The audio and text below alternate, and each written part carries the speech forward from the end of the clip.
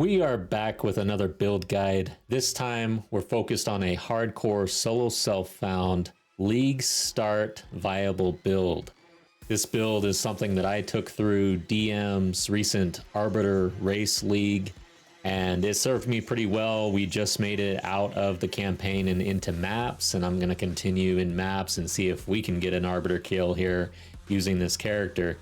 Now, I will be shifting this build over to a Arbiter viable build, an more endgame viable build, but this is what I use to go through the campaign, and I will use this to farm maps on my way to the Arbiter, and as we start to move over into a more bleed focused build.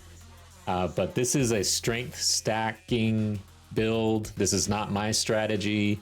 This is something that's pretty meta for hardcore because it's very strong. And this is how I implemented the strength stacking strategy on an Amazon. You can do it on other classes, other ascendancies, but I'm going to show you the overall premise and how I executed this. So overall, we're using Rake, and we're attaching Stomping Ground to Rake, where it triggers a shockwaves when we use a Rake. And the shockwaves are actually scaling with our strength. And so this is what enables us to stack the strength as a damage multiplier here. 100 to 150% of your strength as physical damage attached to the shockwave. This is huge because strength also gives you max life. It's one of the only ways you can really scale max life with a passive point. There are others, but this is the primary way. So let's just kind of jump in. We'll go over all the skills and everything, but you can see just a preview of the tree here for this build. A lot of travel, picking up a lot of strength along the way. And we actually, we go over towards the warrior where we can pick up other notables with strength attached to them as well. And we're essentially scaling two abilities. We're scaling that Rake hit, but we're also scaling that shockwave at the same time with this build. So jumping back to the skills here, along with Stomping Ground on our Rake, we want martial tempo in this case. A lot of my builds have been focused on that really big, slow moving Rake hit for that big bleed damage. But in this case, we're spamming Rake. This is very strong. We're getting up in the packs, and we're just boom, boom, boom. So we want martial tempo. Then with the third link here, I added heavy swing. I did have brutality, but I ended up moving brutality to Herald of Blood. So in this case, yeah, it does have the 10% less attack speed on it, but it's out of the choices. It's one of the stronger choices to increase the damage on the Rake here. Moving on here in this league, I'm using Stormlance because Lightning Spear is literally banned from this league. They did not want to see any Lightning Spear, so I just basically replaced it with Stormlance. Same idea. It's a supplemental clear ability plus getting shock on bigger targets. But I've got Lightning Infusion, Conduction, and Volt on my Stormlance. Now, if there wasn't a ban on Lightning Spear, I would have Lightning Spear here. So I definitely suggest you run with Lightning Spear. I would not run with Stormlance. Spear Field. I've got concentrated effect for more damage. And then this is mainly a support to build up rage, which is very important. And then our pin, which we'll see later, we use with Combat Frenzy to empower our Stormlance. Bloodhound's Mark is super strong as soon as you can pick it up. It's a little deeper in the campaign. But basically, you get a lot of stuns off, and we play into that with our passive so that we deal more damage to immobilized targets. We also have increased armor break in the tree a bit, and breaking armor does basically provide a debuff on the target where they take 20% increased physical damage, which we're dealing a lot of. So single out is key here on the Bloodhound's Mark to ensure that we can break that armor. And it happens pretty fast once you start scaling the damage and getting the right points in your passive tree. So, I mean, a boss, all of a sudden, boom, armor's broken. And then Rupture, this is just a little bit added, making sure we get that aggravate. Even though the bleed damage isn't that great in the beginning, it starts to pick up towards the end of the campaign. So Rupture is nice in order to get that 100% bonus to bleed damage. Shield Charge, very strong movement ability. We pick it up early, and I've got Unbreakable and Momentum on here. Added damage and added defensives. This is really user's choice here, but this is how I buff my Shield Charge. And then Disengage, another strong movement ability that we have access to. And Ingenuity is, I think, pretty much required on this skill if you're going to be spamming it. It allows you to dive in with the rake, jump out with the disengage, and then do it again and kind of spam it. Whereas if you don't have Ingenuity, you're going to be stuck with that cooldown when you need it. And then Unyielding, again, more defensive for your movement ability. Sometimes when you're using Disengage, it's actually to disengage out of some danger. So having that added defense is great. First spirit gem that we use is Herald of Blood, and I've got Brutality on and Hamo Crystals for added damage and added explosions. This is very nice and key part of the build, and also this is a defensive layer in itself as well as an offensive for wave clear, because any bleeding that happens, which basically happens 100% of the time when you're using Rake, is going to cause an explosion on that enemy, which means that they're not using on-death mechanics. That is huge, especially for hardcore.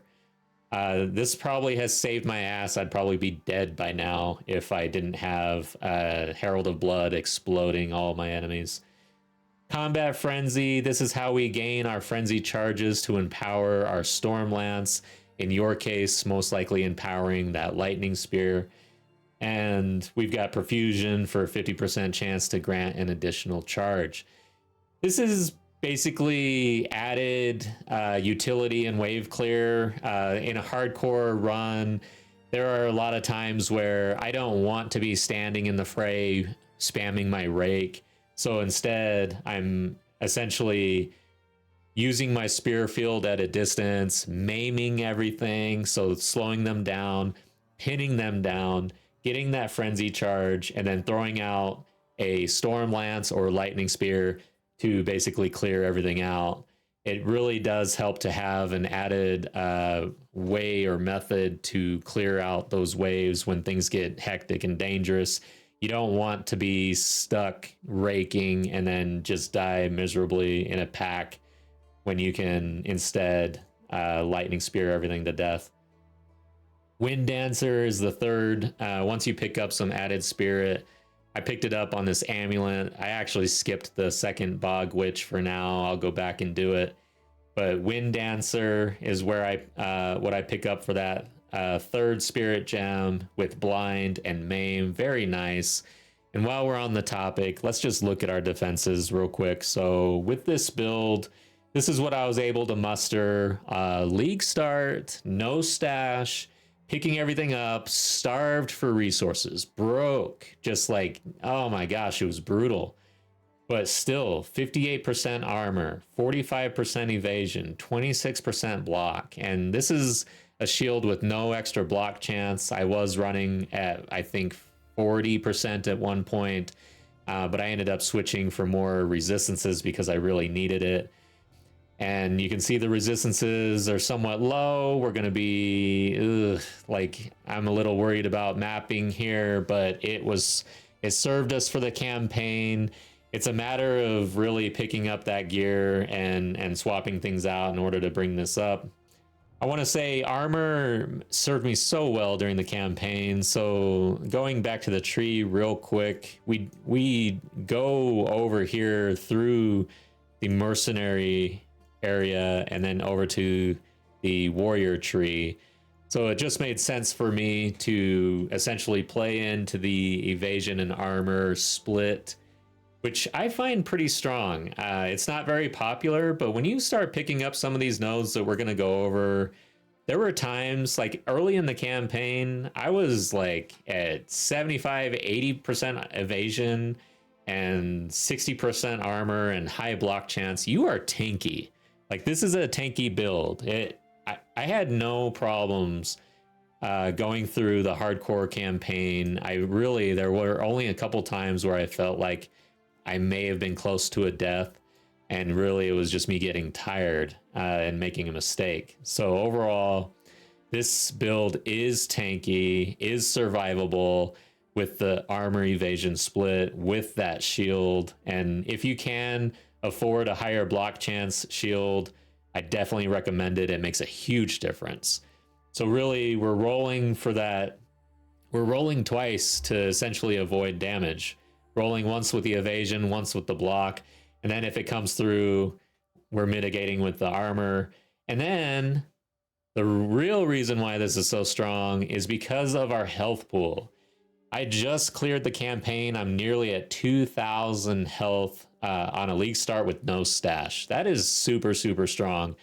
So let's take a look at the gear real quick. The two main items that I was pouring a lot of my currency in over the course of the campaign was, of course, the spear and then the shield. I rolled on spears and shields basically every chance I got.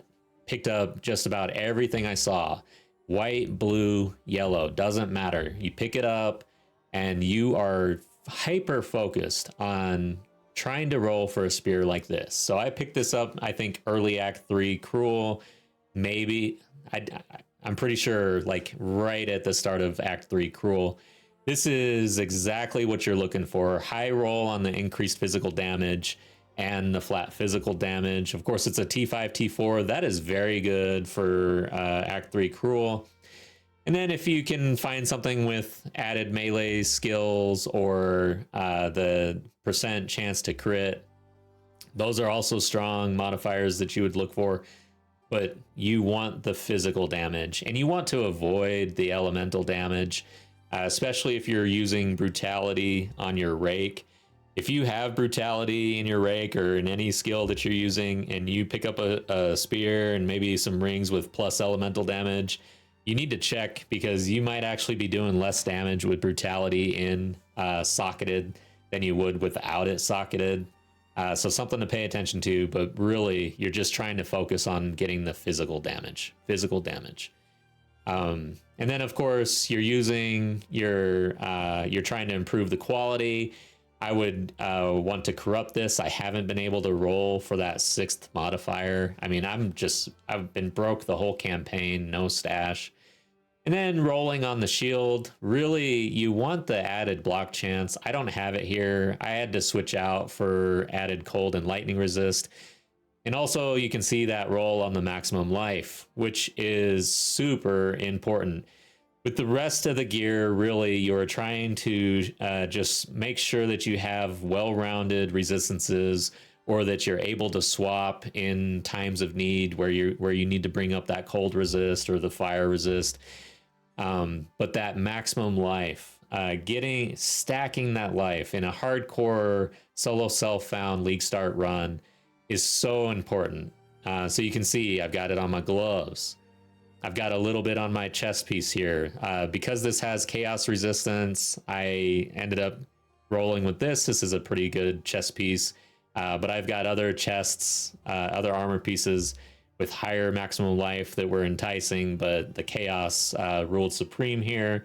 You can see I got it up to 35%, which is pretty good for end of campaign. And then the neck piece, because I ended up skipping the bog witch on the second during Cruel, I had to stick with the spirit piece here. But taking care of the bog witch is pretty important. That way you can more min-max your neck piece. Again, you're looking for the resistances and that max life. We'll talk about strength here because it's on this ring, but strength is basically up there with both of those stats as well.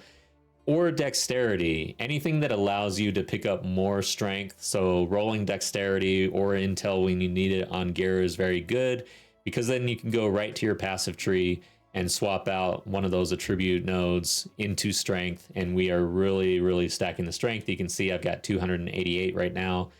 I would like to see this higher, but this is as high as I could get. And then our dex 135. That is basically the exact amount needed for running the skills that we have. You're just trying to keep pace with your gems on your dexterity and your intel, and then everything else is poured into strength. Boots, of course, you're looking for that movement speed, but one strategy is to forgo movement speed since we've got shield charge and disengage, and then use your boots as a way to fill out the resistances and the maximum life.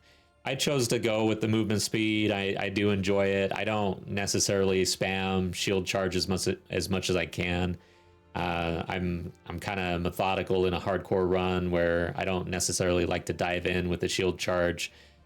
So I ended up picking up a 25%, which is really good. Belt, again, maximum life and resistance. Right here, I've got fire resistance because I really needed to shore that up. But this belt, like, it is what it is. I essentially collect the belts to try to shore up those gaps. So I constantly swap out belts for fights. And I just basically stack as many belts as I can. So that's pretty much the gear. Again, really rolling on the spear and the shield, very important. Maximum life, the resistances, and then the strength. Those are the key modifiers that you're looking for. All right, so let's round this out with the passive tree. So you can see well, let's start with the ascendancies. So we're the Amazon, and I just went in the bottom line here. This is like bread and butter, essentially. This does help a bit. I wasn't able to stack that accuracy. It's kind of like a tertiary modifier for me. There were times where I was able to run with more accuracy, and then times where I had to scale back in order to shore up those defenses that we've talked about. And I guess for the spear, added accuracy is great on your, on all your gear. Accuracy is good, but it's not something that I'm super keen about during the campaign. It's what I'm going to start shifting into and trying to pick up as I map in the end game. Critical strike, it does help. There is a difference. I'm running with more critical strike chance than I normally would with the gear that I have. And then this penetrate, 25% of your accuracy rating on the weapon is added physical damage. That's great. So doing more damage. Overall, it's in the end game that this is going to really play out for me. The passives and the gems with the strength stacking with the rake and stomping ground is really where you're getting your money's worth in the campaign. So here we start. And we go down, picking up that strength, but we cut back for blur, which is great. Added movement speed right off the bat, and 20% increased evasion rating and the dexterity. Again, anything where you can pick up attributes to help out with stacking the strength. We cut over to the mercenary tree, and we cut through this defensive line here, which is, again, I played into the armor and evasion split. Which worked out very nice. It felt very, very tanky during the campaign, and it'll continue to feel tanky throughout the end game. I've done it on previous characters. It's a good way to tank out your character with that shield. The shield is key. So feel no pain, battle hardened. You get that strength and dexterity, plus 20% reduced critical damage bonus, and the 20% increased armor and evasion rating. And then we cut down through here for more armor, more evasion, and backup plan, where essentially your evasion or armor goes up based on whether or not you've been hit recently. And then down here, because we're holding that shield, we're picking up added damage and 1% increased damage per one chance to block on lay siege. This is another reason why it's important to try to find a shield with that added block chance. And then added physical damage is great. We're breaking more armor. Break 40% increased armor with cruel methods, and then 25% increased physical damage. This is a huge node for us right off the bat, very strong. And because we're picking up the strength early on, we're able to dump points into these defensives in the early campaign and not feel like we're missing out on our damage. We're getting it through the strength and the stomping ground. So then we get to travel quite a bit, which is, again, traveling is nice. We're picking up that health, we're picking up that damage, and we're cutting over here for more strength, and then we're picking up rage on hit. This allows us to continue to build and sustain our rage with our rake. We've got it on our spear field. We build it up very quickly on spear field, but it really sucks to have to see that all clear out because you started raking. So this is how we sustain our rage. And we cut over here for a very nice node that has 15 strength attached to it, and then 200% of armor against critical hits. So then we cut up here, we get our jewel. For jewel, basically, I mean, it's the campaign on League Start. You're just trying to put in whatever you can find. I found one with increased armor and increased break armor. This was about as good as I could get. And then 8% increased stun threshold.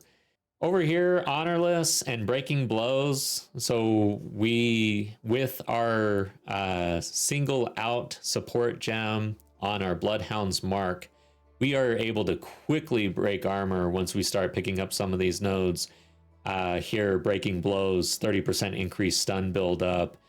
And then over here with honorless, 50% increased melee damage against immobilized enemies. So once this comes online and with our setup, and once you have Bloodhound's Mark, basically you're spamming your rake on a boss, you've got the boss marked, and then boom, armor's broken, they're stunned, they're now ruptured for increased bleed damage, and you can just see chunk, chunk, chunk with this skill honorless, where we are doing a lot more damage on an enemy that's stunned. And then once they come out of the stun, you basically rinse and repeat, and you'll see the bosses go down quite effectively with this build. It's not like you're gonna one-shot anything, but for League Start with no gear, this is extremely strong. So then we cut down here for brute strength. This is 1% increased damage per 15 strength. Really big node for us. Again, just making sure we're picking up the strength along the way. And then to round out, cutting over here towards the vulgar methods and the barbaric strength. This kind of plays into the Amazon a bit, where this might not be as strong, but we've got some improved crit chance here on the Amazon, and so this does really help us out. But again, it's got 10 strength on it, so overall very, very nice wheel here for us. And then finally, towards the end of the campaign, we head over to Battle Fever and Feral Force. This would have been my last point for 25% increased attack damage, and then 25% increased physical damage. Very nice wheels. I'll finish out here, and then with the rest of the tree, we'll jump over to Path of Building just to show how I will continue to scale this in early mapping. So here we've got the build in Path of Building. You can see with our full DPS with Rake, including Shockwave, we're at 8,000 full DPS in Path of Building for this so far. We'd finish out our Feral Force, we'd get our Bestial Rage to finish out this wheel, come down here and get Impact Force for some area damage, pretty strong node for us. And then we'd get our One-Handed, which we were not able to pick up. And then we'd pick up some Bleed. This is the first time we'd really pick up some Bleed nodes here. And this would carry us into sort of a respec towards shifting over towards a Bleed build rather than a Shockwave, because eventually we get rid of Stomping Ground and we would get into something a bit more suitable for the end game. And then to round out towards 85, I would be picking up crit chance and crit damage. So pick up Overwhelming Strength, and then cut down here, pick up some strength and get Sundering. And that puts us at 86 basically. The one nodes I'll talk about here that I don't pick up are the Lasting Trauma and Crushing Verdict. These are big nodes, big damage nodes. They're really good. I like them. But when I've got Stomping Ground on Rake and I'm spamming Rake, I'm trying not to reduce my attack damage. So these do have the drawback. 1% reduced attack speed, and then 5% at the end. But once we respec, this will be on the table. Lasting trauma is something that'll definitely be in the bleed build. But if you are fine with the reduced attack speed, this crushing verdict is a big damage increase. You can see we jumped from 12,900 here to 14,800. That's like about as big a jump you can get with 4 points on this entire tree right now. That does it for the build. I mean, super strong, super fun. I felt like I had really no problem in hardcore. Highly recommend that you try strength stacking if you haven't given it a shot, because it scales both that defense and offense at the same time. And that is money when you're in a hardcore solo self-found league start. So again, thank you. I hope you enjoyed. If you did, please like and subscribe. It helps the channel out. I am trying to grow, and I do appreciate you, and I hope to see you next time.